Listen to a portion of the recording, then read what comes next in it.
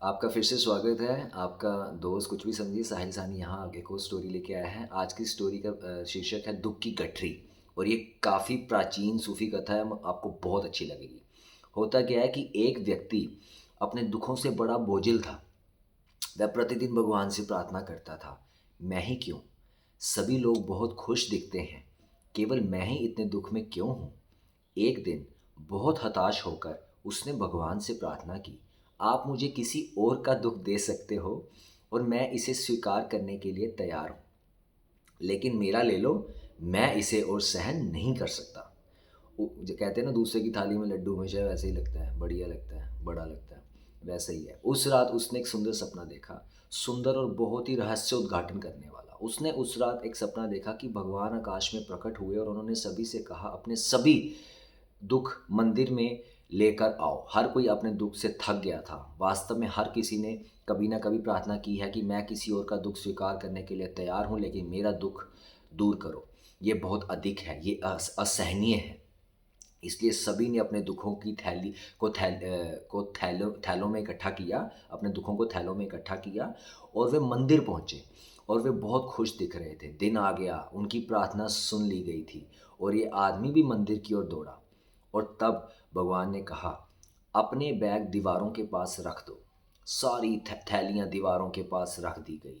और तब भगवान ने घोषणा की, अब तुम चुन सकते हो, कोई भी कोई भी थैला ले सकते हो, क्योंकि अब सब ले आए थे। तो लेकिन सबसे आश्चर्य की बात ये थी कि ये आदमी जो हमेशा प्रार्थना करता था, किसी और के चुनने से पहले अपने थैले की ओर दौड़ा।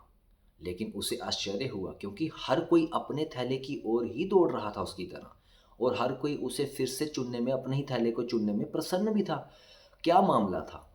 पहली बार हर किसी ने दूसरों के दुख, दूसरों की पीड़ा देखी थी। उनके थैले उतने ही बड़े थे या उससे भी शायद बड़े जितने उनके खुद के थे। और दूसरी समस्या ये थी कि व्यक्ति अपने स्वयं के दुखों का आदी हो गया था। अब किसी और का चुनना, कौन जानता है कि थैले के अंदर किस प्रकार का दुख होगा किसी और की ज़िंदगी में। यहाँ से अपने से बदतर भी हो सकता है। क्यों झंझट करना? कम से कम तुम अपने दुखों से परिचित हो और तुम उनके आदी हो गए हो और वे सहनीय हैं। इतने वर्षों से तुमने उन्हें सहन किया है। अज्ञात को क्यों चुनना? और हर कोई खुश होकर घर आया। अभी इंटरेस्टिंग चीज़ सुनना आप। कुछ भी नहीं बदला था। वे वहीं दुख वापस ला रहे थे सभी के सभी मंदिर से, लेकिन हर कोई खुश था, मुस्कुरा रहा था, आनंदित था कि उसे अपना थैला वापस मिल गया। सुबह जब वो उठा तो उसने भगवान से प्रार्थना की और कहा, सपने के लिए बहुत बहुत धन्यवाद प्रभु, मैं फिर कभी नहीं मांगूंगा। आपने मुझे जो कुछ भी दिया है वह मेरे लिए अच्छा है, मेरे लिए अच्छा ही होना चाहिए, इसीलिए आपने मुझे दिया है। तो स्टोरी का यही भाव था कि आपको दूसरों का जो, मतलब दुख, अपना दुख बड़ा ही लगेगा दूसरों के कंपैरिजन में। तो ऐसा कुछ नहीं है। भगवान, सब हम सब भगवान के बच्चे हैं। भगवान सब देख रहे हैं कि किसको क्या कब क्या देना है, अपने कर्मों के हिसाब से, अपने प्रारब्ध के हिसाब से। तो आई होप, मुझे उम्मीद है कि आपको अच्छी लगी हो स्टोरी। अगर अच्छी लगी हो तो बस हाथ जोड़ के ये विनती है कि आप मेरे चैनल को सब्सक्राइब कीजिए, लाइक कीजिए, कमेंट कीजिए और अपना प्यार बनाइए। Thank you.